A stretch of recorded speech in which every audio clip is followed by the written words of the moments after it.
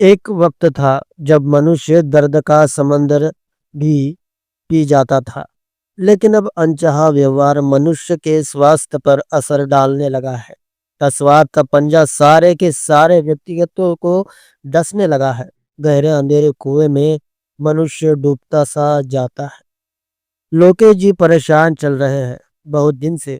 जीवन जैसे एक बिंदु पर आकर खड़ा हो गया है। उन्हें कुछ कुछ ऐसा लगने लगा है, समझ नहीं पा रहे जीवन को गति दे भी तो कैसे। जैसे घड़ी भी रुकी नजर आती है, मानो सुइयां चलकर भी चलती नहीं है। सब खड़ा है आसपास, बस एक सांस चल रही है, वो भी घुटती सी लगती है।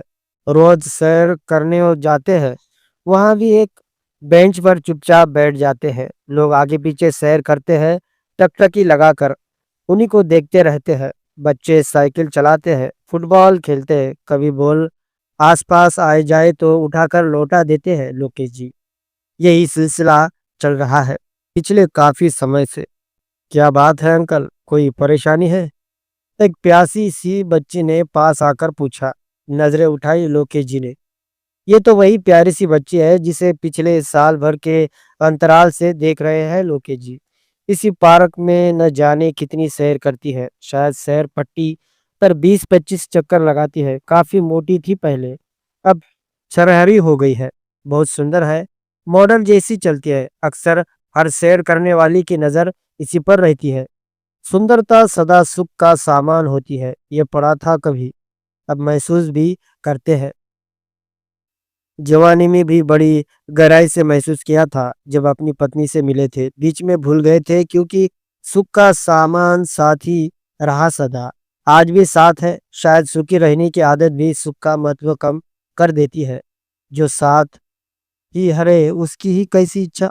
इस बच्ची पर युवा की नजर पड़ती देखते हैं तो फिर से याद आती है एक भूली बिसरी सी कहानी। जब वे भी जवान थे और सगाई के बाद अपनी होने वाली पत्नी की एक झलक पाने के लिए उसके कॉलेज में छुट्टी होने के समय पहुंच जाया करते थे। अंकल, क्या बात है, आप परेशान हैं? पास बैठ गई वो बच्ची, उनकी बाह पर हाथ रखा। तनिक चौंके लोकेश जी। नहीं तो बेटा, ऐसी तो कुछ नहीं। कुछ तो है, कई दिन से देख रही हूँ आप सैर करने आते हैं तो, लेकिन सैर करती ही नहीं। चुप रहे लोकेश जी, हल्का सा मुस्कुरा दिए।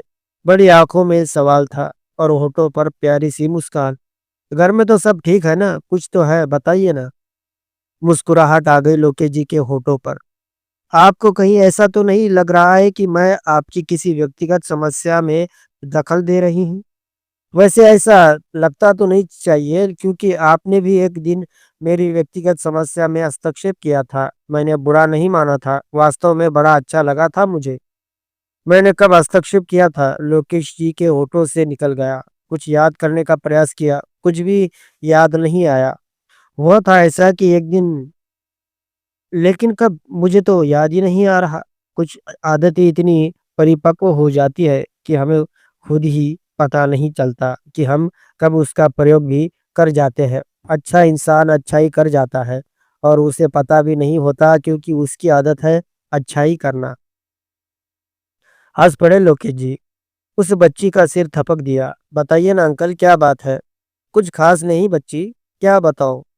तो फिर उठिए, सैर कीजिए। चुपचाप क्यों बैठे हैं? सैर पट्टी पर न कीजिए कि यहीं घास पर ही कीजिए। मैं भी आपके साथ साथ चलती हूँ। उठ पड़े लोकेश जी, वह भी साथ साथ चलने लगी। बातें करने लगे और एक दूसरे के विषय में जानने लगे। पता चला उसके पिता अच्छी नौकरी से रिटायर हुए हैं। एक बहन है जिसकी शादी हो चुकी है। तुम्हारा नाम क्या है बच्चे? नेहा।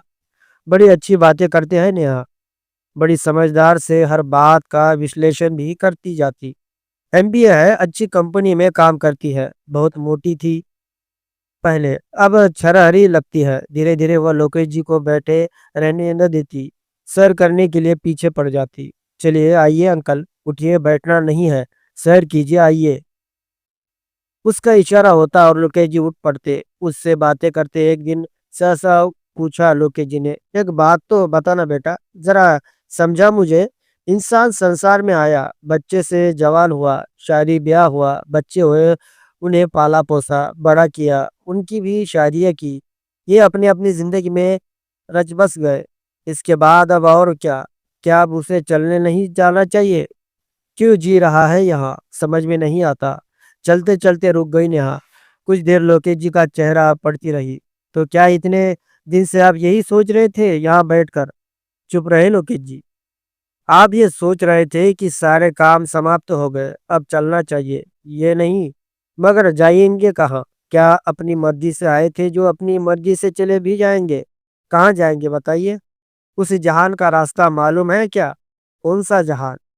वहीं जहां आप और मेरे पापा भी चले जाना चाहते हैं। न जाने कब से बोरिया बिस्तर बांध कर तैयार बैठे हैं, मानो टिकट हाथ में है। जैसे ही गाड़ी आएंगी लपक कर चढ़ जाएंगे, बिना कुछ बुलाए ही चले जाएंगे क्या? सुना है यमराज आते हैं लेने, जब आएंगे चले जाना शान से। अब उन साहब के इंतजार में समय क्यों बर्बाद करना? चैन से जीना नहीं आता क्या? चैन से कैसे जिए? चैन से कैसे जिए मतलब? सुबह उठिए, अखबार के साथ एक कप चाय पीजिए, नाश्ता कीजिए, अपना समय है। न रिटायरमेंट के बाद कोई बंधन नहीं, सारी उम्र मेहनत की है। क्या चैन से जीना आपका अधिकार नहीं है, या चैन से जीना आता ही नहीं है? क्या परेशानी है? अपने पापा को भी इसी तरह डांटती हो तो क्या करूं? जब देखो ऐसे ही उदास भरी बातें करते रहते हैं। अब मेरी मम्मी तो है नहीं जो उन्हें समझाए। क्षण भर को चौंक गए लोकेश जी, सोचने लगे कि उनके पास पत्नी का साथ तो है, लेकिन उसका सुख भी गंवा रहे हैं। वे यहाँ के पिता के पास तो वह सहारा भी नहीं है। चलिए कल इंतजार है ना, आप हमारे घर पर आइए, बैठकर गपशप करेंगे। अपने घर का पता बताइए। पता बताया लोकेश जी, फिर आवाक रहने के अलावा कुछ नहीं सूझा। उनका फ्लैट 25 नंबर और उनका 12 घरों की पिछली दीवारों में मिलती है। एक कड़वी सी हंसी चली आई नेहा के होठों पर, कड़वी और खोखली भी सी। फेसबुक पर हजारों मित्र हैं मेरे, शायद उसमें से भी कहीं ज्यादा मेरा सुख मेरा दुख पढ़ते हैं वे। मैं उनका पढ़ती हूँ और बस डब्बा बंद। सूरत गायब हुए अनजान लोग मुझे शायद ही कभी मिले। जरूरत पड़ने पर वे कभी काम नहीं आएंगे क्योंकि वे बहुत दूर है। आप उस दिन काम आए थे जब सैर पट्टी पर एक छिछोरा बार बार मेरा रास्ता काट रहा था। आपने उसका हाथ पकड़ उसे किनारे किया था और मुझे समझाया था कि अंधेरा हो जाने के बाद सैर को न आया करूं। आप मेरे इतने पास है और मुझे खबर तक नहीं है। आंखें भर आई थी नेहा की, सच ही तो सोच रही है। हजारों दोस्त है जो लैपटॉप की स्क्रीन पर है, सुनते हैं सुनाते हैं। पड़ोस में कोई है उसका पता ही नहीं, क्योंकि संसार से ही फुर्सत नहीं है। पड़ोस का हाल कौन पूछे, अपने आप में ही इतने बंद से हो गए हैं कि जरा सा किसी ने कुछ कहा दिया कि आहत हो गए। अपनी खुशी का दायरा इतना छोटा, किसी एक की भी कड़वी बात बीमार ही करने लगी। तो यूँ तो हज़ारों दोस्त की भीड़ है, लेकिन सामने बैठकर बात करने वाला एक भी नहीं, जो कभी गले लगाकर एक सुरक्षात्मक भाव प्रदान कर सके। यही बातें उदास करती है मुझे नेहा। आज की पीढ़ी जिंदा इंसानों से कितनी दूर होती जा रही है। सारे संसार की खबर रखते हैं, लेकिन हमारे पड़ोसी कौन है नहीं जानते। हमारे साथ वाले घर में कौन रहता है पता नहीं हमें। अमेरिका में क्या हो रहा है पता न चले तो समय को पिछड़ा हुआ मानते हैं। हजारों मील पार कराया है क्या जानने की इच्छा है हमें। पड़ोसी 4 दिन से नजर नहीं आया, हमें फिक्र नहीं होती। और जब पता चलता है हफ्ते भर से भी मरा पड़ा है, तो भी हमारे चेहरे पर दुख के भाव नहीं आते। हम कितने संवेदनहीन है, यही सोचकर उदास होने लगता हूँ। अपने बच्चों को इतना डरा कर रखते हैं कि किसी से बात नहीं करने देते। आस पड़ोस में कहीं आना जाना नहीं। फ्लैट्स में या पड़ोस में कोई रहता है, बच्चे स्कूल आते जाते कभी घंटी ही बजा दे, बुरा बुरी का हालचाल ही पूछ ले, लेकिन नहीं। ऐसा लगता है हम जंगल में रहते हैं, आसपास इंसान नहीं जानवर रहते हैं। हर इंसान डरा हुआ अपने ही खोली में बंद है। कहते कहते चुप हो गए लोकेश जी। उनका जमाना कितना अच्छा था, सबसे आशीर्वाद लेते थे, सबकी दुआएं मिलती थी। आज ऐसा लगता है संधिया हो गई, किसी को आशीर्वाद नहीं दिया। जो उन्हें विरासत में मिलना उनकी भी जीना चाहते हैं, उसे आने वाली पीढ़ी को परोसो। मगर कैसे परोसे? कोई भी पास तो आए, कोई इज्जत से झुके, मान सम्मान से पेश आए, तो मन की गहराई से दुआ निकलती है। आज दुआ देने वाले हाथ तो है, ऐसा लगता है दुआ लेने ही हमने ही नहीं सिखाया अपने बच्चों को। अंकल चलिए आज मेरे साथ मेरे घर में, आंटी जी को लेकर आऊंगी, रात का खाना हम साथ खाएंगे। आज तुम जाओ बच्चे, तुम्हारी आंटी ने सरसों का साग बनाया है। कह रही थी बच्चे दूर है, अकेले खाने का मजा नहीं आएगा। भीगी उठी नेहा की पलकें, आनन-फानन सबसे तय हो भी गया। करीब घंटे भर बाद नेहा अपने पिता के साथ लोकी जी के फ्लैट के बाहर खड़ी थी। लोकेश जी की पत्नी ने दरवाज़ा खोला, सामने नेहा को देखा। "अरे आप यहाँ?" एक सुखद आश्चर्य और मिला। नेहा को हर इतवार जब वह सब्जी मंडी सब्जी लेने जाती है, तब इनसे ही तो मुलाकात होती है। अक्सर दोनों की आँख भी मिलती है और कुछ भाव प्रकट होते हैं, जैसे बस जाना-पहचान सी लगती है। तुम जानते हो क्या शोभा को? आते-आते पूछा लोकी जी ने। चारों आमने-सामने इस बारे में नेहा के पिता भी अवाक। लोकी जी का चेहरा जाना-पहचाना सा लगने लगा था। तुम तुम लोकेश हो ना? और शोभा तुम ही हो ना? बहुत पुराने मित्र आमने-सामने खड़े थे। नेहा मुखदर्शक बनी पास खड़ी थी। अना जाने ही पुराने मित्रों को मिला दिया था उसने। शोभा ने हाथ पकड़कर नेहा को भीतर बुलाया। मित्रों का गले मिलना संपन्न हुआ और शोभा का नेहा को एकटक निहारना देर तक चलता रहा। मक्के की रोटी के साथ सरसों का साग उस दिन ज्यादा ही स्वादिष्ट लगा। देखिए ना आंटी, आपका घर इस ब्लॉक में है और हमारा उस ब्लॉक में। 2 साल हो गए हमें यहाँ है। आप तो शायद पिछले 5 सालों से यहाँ हैं। कभी मुलाकात ही नहीं हुई। यही तो आज की पीढ़ी को मिला रहा है बेटा। अकेलापन और अस्वाद मशीनों से गिर गए हैं हम। जो समय बचता है उसमें टीवी देखते हैं या लैपटॉप पर दुनिया से जुड़ जाते हैं। इंसानों को पढ़ना अब आता किसे है? न तुम किसी को पढ़ते हो न कोई तुम्हें पढ़ता है। भावना तो आज अर्थहीन है। भावुक मनुष्य तो मूर्ख है। आज के युग में फिर शिकवा कैसा? अपनत्व और स्नेह अगर आज दोगे, नहीं तो कल पालोगे कैसे? ये तो प्रकृति का नियम है। जो आज परसोंगे वही तो कल पाओगे। चुपचाप सुनती रही नेहा। सच ही तो कह रही है शोभा आंटी। नई पीढ़ी को यदि अपना आने वाला कल सुखद और मीठा बनाना है, तो यही सुख और मिठास आज परोसना भी पड़ेगा। वरना वह दिन दूर नहीं जब हमारे आसपास मात्र मशीनें ही होंगी, चलती फिरती मशीनें। मानवीय रोबोट मात्र रोबोट। शोभा आंटी बड़ी प्यारी, बड़ी ममतामयी सी लगी नेहा को, मानो सदियों से जानती हो वे उन्हें। वह शाम बड़ी अच्छी रही। लोकेश और शोभा देर तक नेहा और उसके पिता से बातें करते रहे। उस समय जब शायद नेहा का जन्म भी नहीं हुआ था, तब दोनों परिवार साथ साथ थे। नेहा की माँ अपने समय में बहुत सुंदर मानी जाती थी। मेरी मम्मी बहुत सुंदर थी ना, आपने तो उन्हें देखा था ना? क्यों, क्या तुमने नहीं देखा? बहुत हल्का-सा याद है, मैं तब 7-8 साल की थी जब उनकी रेल दुर्घटना में मृत्यु हो गई थी। मैं उनकी गोद में थी, वे चली गई और मैं रह गई।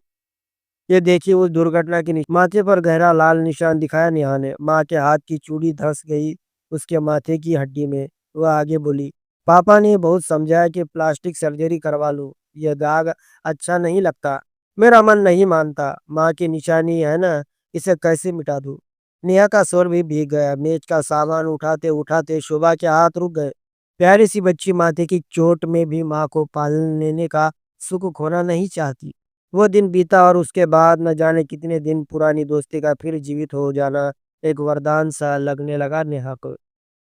अब उसके पापा पहले की तरह उदास नहीं रहते और लोकेश अंकल भी उदास से पार्क की बेंच पर नहीं बैठते। मानो नेहा के पास 3-3 घर हो गए। ऑफिस से आती तो मेज पर कुछ खाने को मिलता, कभी पोहा, कभी ढोकला, कभी हलवा, कभी इडली सांभर। पूछने पर चलता कि लोकेश अंकल छोड़ गए हैं, कभी शोभा आंटी की बाई छोड़ गई है। खा पी कर पार्क को भागती मानो वह तीसरा घर हो जहाँ लोकेश अंकल इंतजार करते मिलते। वहां से कभी इस घर और कभी उस घर। लोकी जी के दोनों बेटे अमेरिका में सेटल हैं, उनकी भी दोस्ती हो गई है यहाँ से। वीडियो चैटिंग करती है वह उनसे।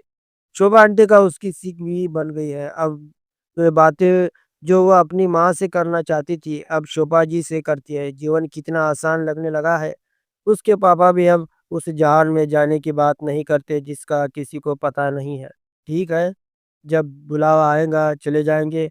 हमने कब मना किया? जिंदा हो गए हैं तीनों बूढ़े लोग एक दूसरे का साथ पाकर और नेहा उन तीनों को खुश देखकर खुशी से चूर है। उम्मीद है दोस्तों आपको ये छोटी-सी कहानी पसंद आई होगी। दोस्तों अगर ये कहानी आपको पसंद आए तो प्लीज़ इस वीडियो को लाइक और चैनल को सब्सक्राइब करना ना भूलें। दोस्तों ये कहानी पूर्णतः से काल्पनिक है। यह कहानी सिर्फ़ आपके मनोरंजन के लिए बनाई गई है। धन्यवाद।